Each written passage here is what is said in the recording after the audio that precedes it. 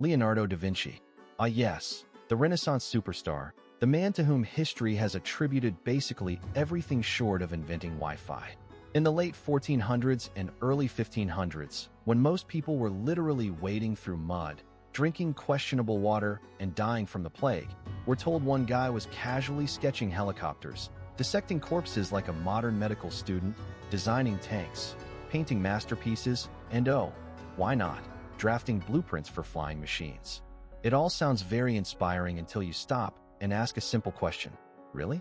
How does one man, in an era when washing your hands was considered exotic, suddenly master art, anatomy, physics, mechanics, hydraulics, optics, architecture, and military engineering, all at once? Do you know how long it takes to truly study one of those fields? Years, decades. And yet here we are, expected to believe Leonardo was basically a one-man university system before universities even existed in any serious form. The narrative is convenient, isn't it?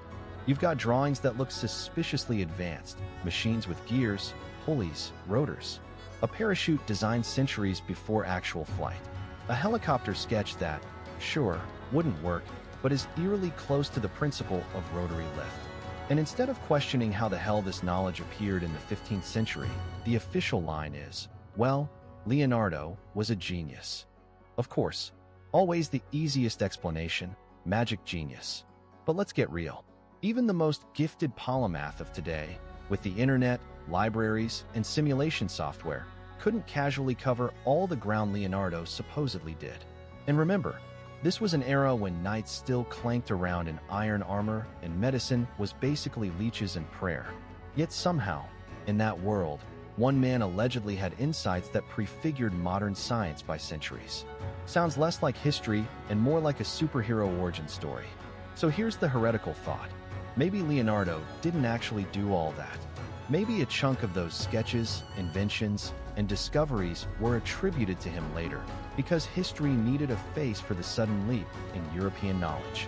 After all, who's going to buy the messy truth?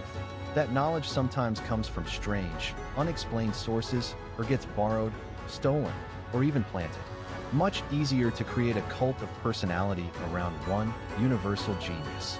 And yes, he lived under the wing of wealthy patrons, which explains why he had the time to tinker and paint instead of farming turnips. But that still doesn't answer the bigger mystery. Where did the knowledge come from? No man learns anatomy, optics, hydraulics, mechanics, flight theory, painting, and architecture all to a master's level in one lifetime. It's not humanly possible, unless he stopped eating, sleeping, and aging, and even then, good luck. The myth of Leonardo da Vinci feels almost too polished, too perfect. The man isn't presented as human, he's presented as a walking miracle. And the more you think about it, the more it looks like a convenient historical fairy tale, a way to explain away technology and ideas that simply shouldn't have existed in the 1500s. So let's dig deeper. We're supposed to believe that Leonardo, a single man, cracked open the mysteries of human anatomy with almost surgical precision. His drawings of the human body are so accurate that even modern doctors nod in approval. Yet in his time, dissection was frowned upon, borderline heresy. People were being burned at the stake for less. But somehow Leonardo had not only the access, but also the free time to carve up cadavers like it was Tuesday's hobby. And conveniently, his sketches survive in pristine condition. Quite the coincidence, isn't it? Then there are his machines. Ah yes, the helicopter, the famous aerial screw. Modern engineers look at it and admit it would never fly. But here's the catch. The concept is correct. It's not a birdwing contraption like everyone else dreamed of at the time. It's rotary lift. A principle you don't just guess. Either you've studied aerodynamics, or someone handed you the notes. And let's not even start on the tank sketches, which look a little too much like something from the 20th century. But sure, let's pretend he just thought of it while doodling between paintings.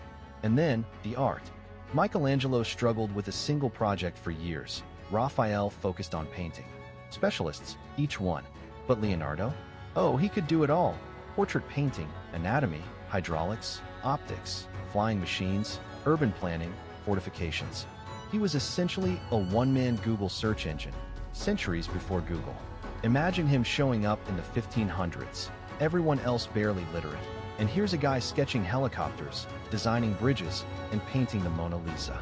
Totally normal, right? The more you examine it, the more it feels like an overstuffed resume.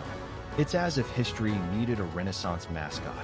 So they dumped every orphaned sketch, half-baked invention, and unexplained piece of knowledge into one folder labeled Leonardo da Vinci. Don't ask questions, just clap. And yet, the myth works beautifully. Leonardo is presented as proof of the human genius, the story that with enough inspiration and patron money, one man can outpace the rest of civilization by centuries. It flatters our sense of progress, but deep down, it doesn't add up. No one masters everything. Even the greatest scientists today stand on the shoulders of teams, institutions, decades of research.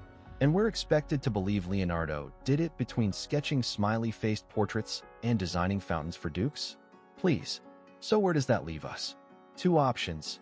Either Leonardo da Vinci was not one man, but a carefully curated legend, a brand slapped onto a collection of advanced ideas floating around Renaissance Europe, or he had access to knowledge that didn't belong to his century. Pick whichever version is less uncomfortable. But don't insult our intelligence by saying he was just a guy with a notebook, some ink, and a genius brain. Because if that's all it takes, then the rest of humanity, past and present, must have been sleepwalking through history. Leonardo da Vinci, genius, myth, or convenient historical cover story. Take your pick.